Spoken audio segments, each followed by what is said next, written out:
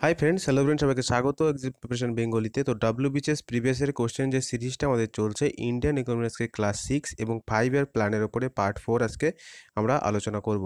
তো বন্ধুরা, অবশ্যই তোমরা ক্লাসটা সম্পূর্ণ দেখো, তোমাদের সমস্ত রকম পরীক্ষার জন্যই কিন্তু এই ক্লাসটি উপযোগী। তো প্রথম কোশ্চেন দেখো কি বলছে। The final approval to the draft 5 এর plan is given by the, অর্থাৎ যে 5 ইয়ার প্ল্যান হয় তার যে ফাইনাল যে অনুমোদনটা পায় বা সর্বশেষ অনুমোদনটা পায় সেটা কোথা থেকে পেয়ে থাকে?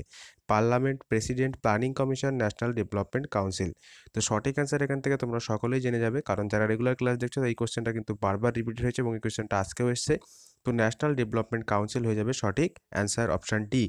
পরবর্তী কোশ্চেন, দ্য মহলনবিশ স্ট্র্যাটেজি, সরি এটা স্ট্র্যাটেজি হবে, একটু ভুলে গেছে, strategy Indian planning gave emphasis to the growth of, অর্থাৎ মহলনবিশ যে প্ল্যানিংটা ছিল, ইন্ডিয়ান প্ল্যানিংয়ে যে মহলনবিশ মডেলটা ছিল সেটা মূলত কিসের ওপরে জোর দিয়েছিল? এগ্রিকালচার সেক্টর, চাষের ক্ষেত্রে, সার্ভিস সেক্টর নাকি পরিষেবা ক্ষেত্র, heavy capital goods industrial sector নাকি বিভিন্ন রকমের ইন্ডাস্ট্রি সেক্টরের ওপরে, নাকি small scale village industrial sector, নাকি ক্ষুদ্র যে গ্রামীণ শিল্পগুলো হয় সেগুলোর ওপরে? তো সঠিক অ্যান্সার এখান থেকে হয়ে যাবে heavy capital goods industrial sector, অর্থাৎ বিভিন্ন রকম যে শিল্পক্ষেত্র। যেরকম তোমরা জেনে থাকবে যে কালকে একটা কোশ্চেন আলোচনা করেছিলাম যে রাউরকেল্লা এবং হচ্ছে তোমাদের দুর্গাপুর, এই দুটো কিন্তু আমাদের সেকেন্ড 5 ইয়ার প্ল্যানে তৈরি হয়েছিল, এবং রাউরকেল্লা তৈরি হয়েছিল কাদের সহযোগিতায়? ইংল্যান্ডের সহযোগিতায়। এবং দুর্গাপুর তৈরি হয়েছিল ইংল্যান্ডের সহযোগিতায় এবং রাউরকেল্লা তৈরি হয়েছিল জার্মানির সহযোগিতায়।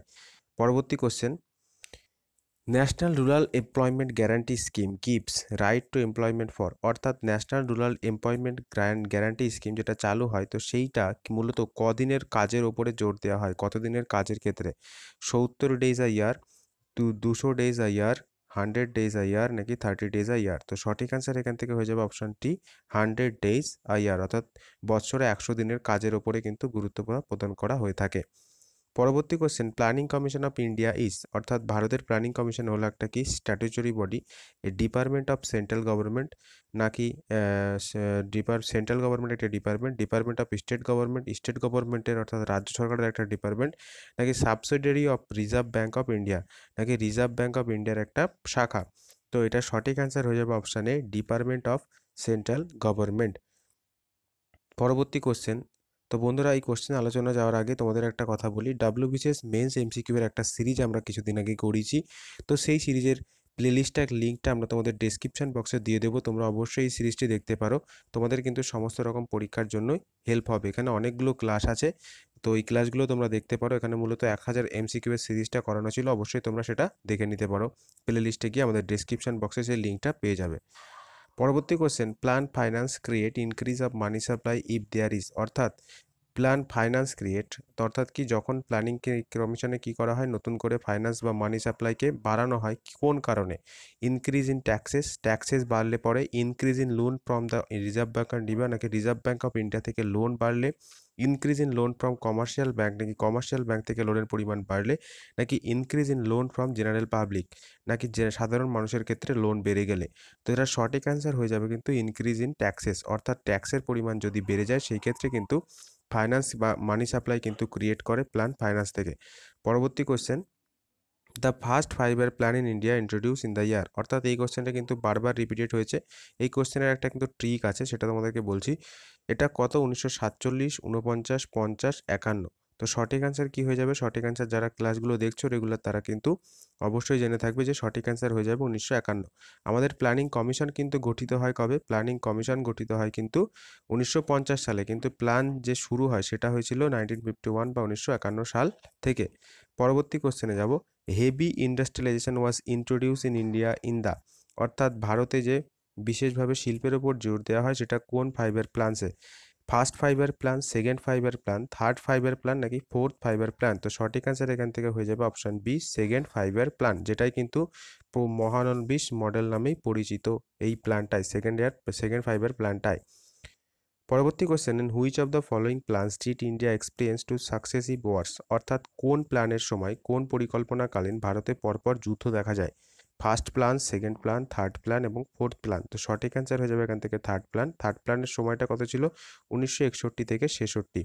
তো এই সময় কিন্তু 1962-তে চীনের সঙ্গে যুদ্ধ এবং 1965-তে পাকিস্তানের সঙ্গে দুটো যুদ্ধ দেখা দেয়, যার ফলে কিন্তু ভারতের ইকোনমিতে বিশেষভাবে প্রভাব পড়ে এবং তার জন্যই কিন্তু 1966 থেকে অ্যানুয়াল প্ল্যান বা প্ল্যান হলিডে অর্থাৎ বাৎসরিক একটা প্ল্যানের আয়োজন করা হয়ে থাকে। পরবর্তী কোশ্চেনে যাব। The first plan holiday in independent India cover the period. দেখো আমি কেবল আলোচনা করলাম, তো তোমরা সকলে এটার আনসার দিতে পারবে আশা করছি। যে ফার্স্ট প্ল্যান হলিডে অর্থাৎ প্ল্যান হলিডে প্রথম ভারতে কবে চালু হয়? 1965 থেকে 67, 66 থেকে 68, 66 থেকে 69, 66 থেকে 67। সঠিক অ্যান্সার হয়ে যাবে অপশান সি, 66 থেকে 69। কেবলই সেটা তোমাদেরকে আমি কিন্তু বলেছি আগের কোশ্চেনেই। পরবর্তী question, the planning commission of India had introduce the decentralisation planning in the country for the first time in India during. অর্থাৎ প্ল্যানিং কমিশন কবে প্রথম ডিসেন্ট্রালাইজেশন অর্থাৎ সেন্ট্রালাইজের ওপরে জোর না দিয়ে কেন্দ্রীয়করণের উপরে বিকেন্দ্রীকরণ অর্থাৎ কি পাবলিক সেক্টরকে বেশি জোর না দিয়ে প্রাইভেট সেক্টরের উপরেও জোরটা আনা, অর্থাৎ যাতে বিভিন্ন রকম কোম্পানির ওপরে যেগুলোকে জোর দেওয়া। তো সেই ক্ষেত্রে সেটা কোন প্ল্যানে হয়?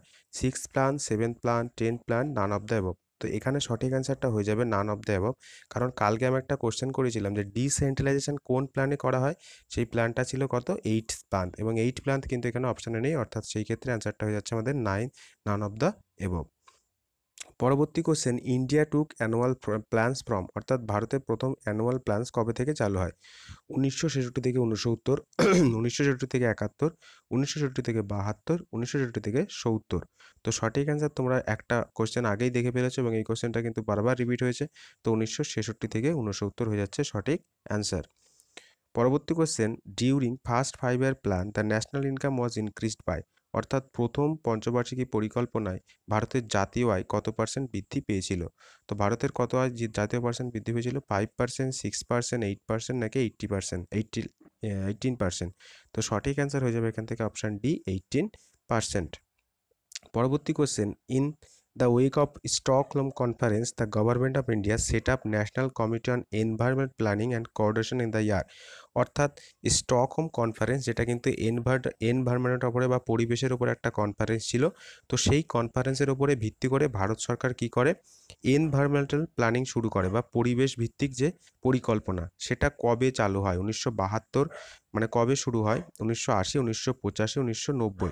সঠিক অ্যান্সার হয়ে যাবে কি অপশান এ, 1972। পরবর্তী question, the second 5 year plan of India was based on, অর্থাৎ ভারতের দ্বিতীয় পঞ্চবার্ষিকী পরিকল্পনা কিসের ওপর ভিত্তি করে গড়ে উঠেছিল? হরডমর মডেল, সরি এটা হরডমর মডেল হবে, ওয়াইটা ভুল করে চলে এসছে, নাকি the Mahalanobis model, Solow model, the Mahatma Gandhi model? সঠিক অ্যান্সার হয়ে যাবে the Mahalanobis model, option B সঠিক অ্যান্সার। তো বন্ধুরা, এই কটি কোশ্চেনই কিন্তু ছিল আমাদের আজকের আলোচনা। তো তোমরা অবশ্যই, যদি তোমাদের ভালো লেগে থাকে, অবশ্যই তোমরা কমেন্টে জানাতে পারো এবং লাইক করতে পারো, তোমার বন্ধুদের মধ্যে শেয়ার করতে পারো। এছাড়া আমি তোমাদেরকে বললাম আমাদের 1000 এমসিকিউ সিরিজের যে লিঙ্কটা, সেটা আমরা ডিসক্রিপশন বক্সে দিয়ে দেবো। সেই কোশ্চেনগুলো কিন্তু তোমরা প্র্যাকটিস করতে পারো এই সময় বাড়িতে। এবং সবাইকে বলবো এই মুহূর্তে কিন্তু সবাই সবার প্র্যাকটিসটা চালিয়ে যাও, কারণ পরীক্ষা কিন্তু এই পরিস্থিতি কেটে গেলেই আসবে এবং সকলেরই কিন্তু সেই সময় পরীক্ষার জন্য প্রিপারেশনটাকে যথেষ্ট উন্নত পর্যায়ে নিয়ে যেতে হবে। তো বন্ধুরা, সবাইকে ধন্যবাদ এইভাবে পাশে থাকার জন্য এবং ভিডিওটি শেষ পর্যন্ত দেখার জন্য।